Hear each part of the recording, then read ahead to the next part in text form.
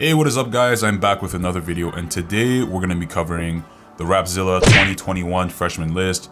Everyone's been covering it, and I thought I'd just give my own opinions about it. Now, the way that the video is actually going to work is it's going to be a bit less scripted, a bit less structured than my other videos, in that I'm just going to be giving my own opinions off the rip and just what I think of these artists. Now, I'm not going to go through every single artist just for the sake of, time and length of the video. So I want to keep it relatively, compact and short as possible.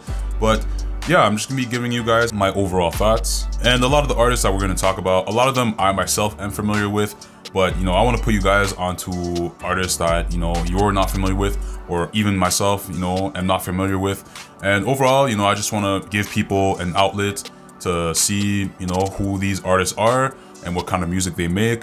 And if you really like their music, to go definitely check them out. And also as well, lastly, this is just my own opinion, so this is all subjective. This is not by the book. This is not objective at all. So take my opinion with a grain of salt, and do what you will with it. But yeah, this is just gonna be from my own thoughts. And personally, I'm really not big on lists in general, whether if it's Rapzilla freshman list or XXL freshman list, just because in general, because people always talk about who got snubbed or who didn't make the list, or stuff like that. And me personally, lists don't really dictate where your career is going to go. It doesn't dictate your success. However, it is a good way to at least see, which new artists are in the scene, and people might want to listen to. So yeah. Feeling locked down, let me out of the pen. What you gonna do when you out again? 4 pockets full, but it all depends. Alright, now the first person on the list is 1K Peason. And I started listening to him about last year, not really regularly, but that's when I started hearing about him, giving him a listen. Just because he was affiliated with 1K Few, I thought his name 1K was literally just, I literally thought somebody, when I saw that name, they were trying to use 1K Few's name and steal that name or something. But no, it's part of a collective. There's actually more than one 1K. There's 1K Few, 1K Peason, and there's actually I think there's 2 to 3, I think there's about 3 or 4 1Ks in this collective. It's not a group, it's actually a collective of individuals who make music, but they use 1K to affiliate themselves and kind of, I guess, brand themselves. But yeah, 1K, he's basically gonna bring the Atlanta trap sound that you hear from 1K Few, if you like 1K Few. And I won't say I would listen to his music regularly, but his Outside song, that was hitting last year, that was on play all summer long. And yeah, he's on this list for a good reason, and I have no objections. If you're into 1K Peason, or you never heard of him, definitely give him a listen, and you'll probably like him. They don't call me 3-5 from the east side. Just for nothing, we could be fine. You could be right just for touching. It's that Luther mindset. Peace of mind, never running. Ain't no peace signs when you reside where they let me up. Alright, now the next person on the list is 350, and man, I have so many opinions about this guy. He's been really killing it. Now, when I first heard this guy off of Joey Vontas' Careless project, I was so turned off by his voice. I don't know why. I don't know what to tell you guys. I was just turned off. I was just not into it. I wasn't feeling it. But over time, people were just talking about him more and more. David Livick, I'm not gonna lie, this guy put me on to him. And basically, over time, I gave him a second look, then second turned to a third look, and then I was just, next thing I know, I'm deep into 350's music catalog. And what I like about this guy is his there's certain parts about his style that I like about him, especially his ad-libs. His ad-libs are super underrated, and his flow, I don't know how to explain it, but it's almost like he can stop on a dime with his flow and then just switch it up whenever he feels like it. And yeah, and as well, just the content of his music overall, I think that's probably a big reason too why people are into his music, just because he's super honest about his music and just what he talks about around just Christian hip-hop. And yeah, definitely go check him out. He's got some bangers for sure. So yeah.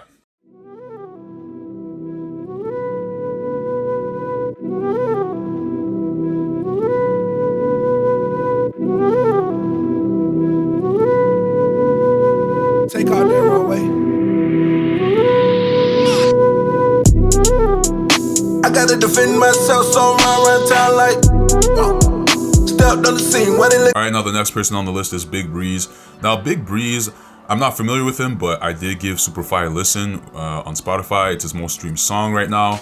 It's got a good amount of plays, and I can see why. I mean, you know, the song, it's well produced actually when you listen to it. And you know, particularly what I liked in his song is that you know, he shows off some hints and bits of his melody in his voice, which, you know, to me, if you're into that stuff, then I'm pretty sure like he'll offer more of that throughout his music catalog. So definitely give him a listen. Yeah, I'm not an uppity person, I just know who I am. God got my back, he never taxing me like Uncle Sam. Yeah, he got me walking tall, got me feeling like the man. Alright, now the next person on the list is George Rose. And when I'm giving his song Top Notch a listen, it's pretty good. His hook is definitely the highlight of the song, I'd say, because what's funny is that when he sings, if you look at the features, I think there's only like 2 features on the song, but when he sings the hook, I swear this guy sounds like Byron Juwan, like, Byron Juwan, alright? Yeah, it's just whenever he's singing, like, I swear, like, it must have been like some type of like secret feature, I don't know, like, just the way he exactly sounded like him. But what's crazy is not only does he sound like him, this guy can rap too.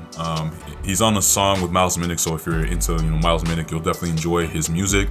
But yeah, I definitely enjoyed what he brought to the song, and you'll probably enjoy what else he brings into his music catalog. He's definitely versatile. He's, you know, someone who can sing well and rap, and I'd say he offers a lot, so definitely go check him out. Rockstar from the heartbreak. I was seeking a play. I fell victim to the fall. If I get to feel it all, then I guess I'll be up. Alright, now the next person on this list is, I believe, some people say, I think some people have been saying his name is John. I think his name is Jackson. I don't know, but Jackson. So I really like, when I played this song, I really liked his melodies on the song.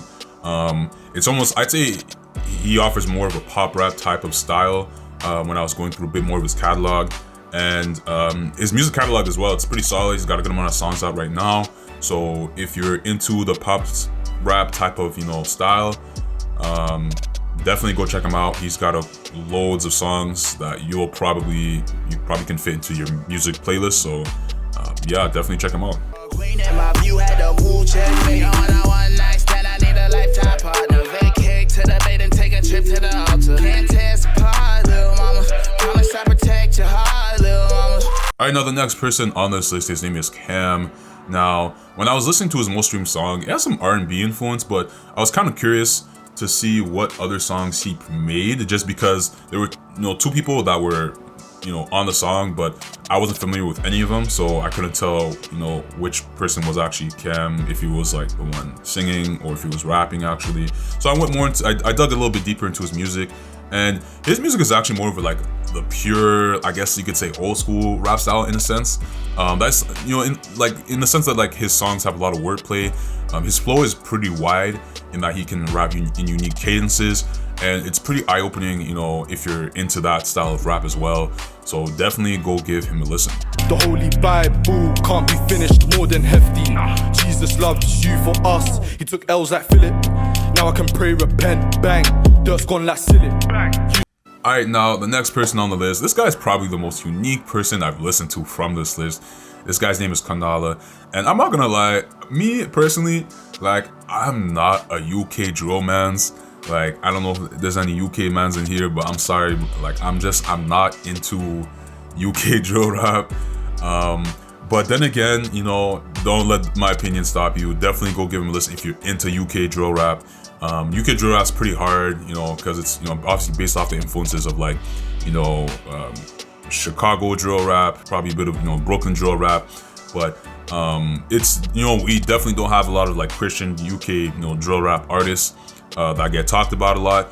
But you know, his song that I listened to, Militant March, it's very gritty, and you know, that's basically what a lot of UK drill rap is, I find. And also I find he raps a lot in the song about, you know, being a real Christian and super militant, and just despite what people, you know, might think about drill rap and the perceptions people have about it, he's definitely a good option if you want to add something that has a lot more grit and scripture-based music to it. So definitely go give him a listen.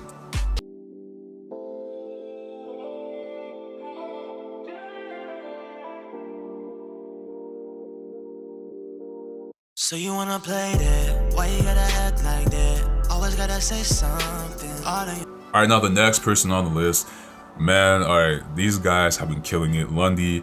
I've been on the Lundy wave for months now. Like, I was probably, I don't want to say I'm like a day one Lundy fan or nothing like that, but Lundy, they've been killing it. And I know there's a lot of like, you know, there's been some controversy about whether they should have made the list or not, just because, I mean, they do only have 2 songs out right now. Well, technically 3 with a feature with St. James, but yeah, I mean, I can see why a lot of people are debating why they whether they should be on the list or not. Me personally, you know, I typically do like to think objectively. So me personally, because their music catalog is thin, I do believe they probably could have waited, you know, another year. But then again, when you do look at their songs, like these guys have been putting, like, even though they're only 2-3 songs, like, they're all bangers. I'm not even gonna lie. You know, they're all like, they're straight bangers. They've gotten good plays right off the bat. And I mean, definitely give them a listen.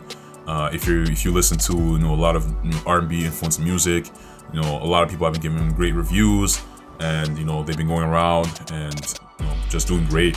And honestly, these guys might go far in a few years. That's my own opinion, but, you know, these guys have what it takes. So definitely go give them a listen if you're into that type of music. What did I do to deserve this shit? What did I do to get your love? What did I do to get your grace? After some. Alright, now the next person on the list is St. James. And St. James he's an interesting case. Now, I rarely listen to this guy, but whenever I listen to him, or when I was listening to, because Lundy did a feature with him called Wages, like, when I was listening to him for the first time, it almost sounded like he had some, you know, Travis Scott type of influence in his sound. And then when I was like rocking, you know, with that song, I went to listen to like his other music, and especially his most streamed song that I just played in the snippet. When you listen to it, it almost sounds like he sounds like Cortez. And I don't know if you guys remember him, but it's like, you know, one song he sounds like Cortez, one song he sounds like Travis Scott. He's got some other you know, songs out there where I feel like I wouldn't say he's biting, you know, other people's music, definitely not, but he offers a lot, I'd say.